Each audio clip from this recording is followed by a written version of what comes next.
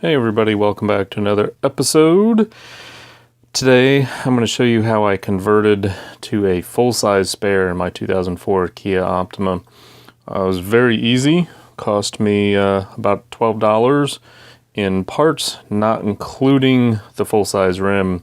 So first of all, I obviously had to clean out the trunk and remove the super tiny donut spare.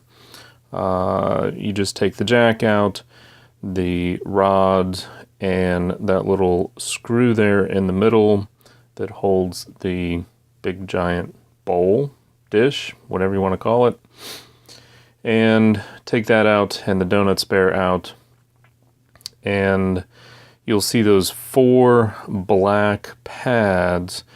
With the full-size spare in there, it sits up too high, so what I had to do was take it out.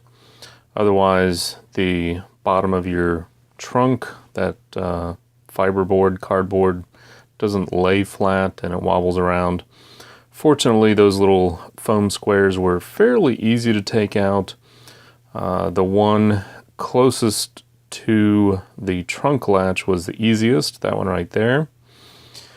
The 2 on the sides were relatively easy. They came up fairly easy. Just had to muscle it a little bit. You'll see that the spare tire is still in there. It's doable, but honestly, it's just easier just to take the whole tire out. Get a little bit more leverage, get a little bit more room. I did not go back and remove those little scraps, and I could. I was just honestly kind of in a rush, a little bit lazy.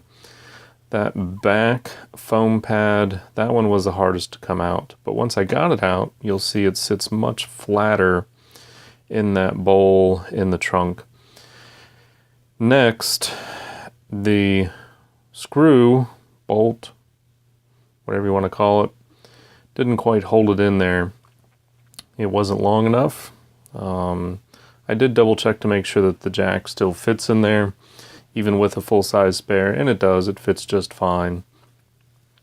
So what I did was I had to buy a coupler and then some threaded rod, and the coupler cost me about $1, the threaded rod about $10, so with tax and everything it was just under $12.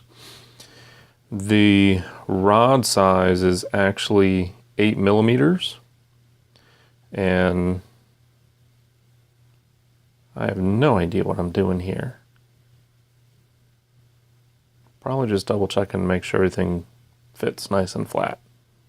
Anyway, so the threaded rod, what I did was I measured from the bottom all the way up to the top of the rim, cut it to length using my handy dandy hacksaw with Lumpy there in the background.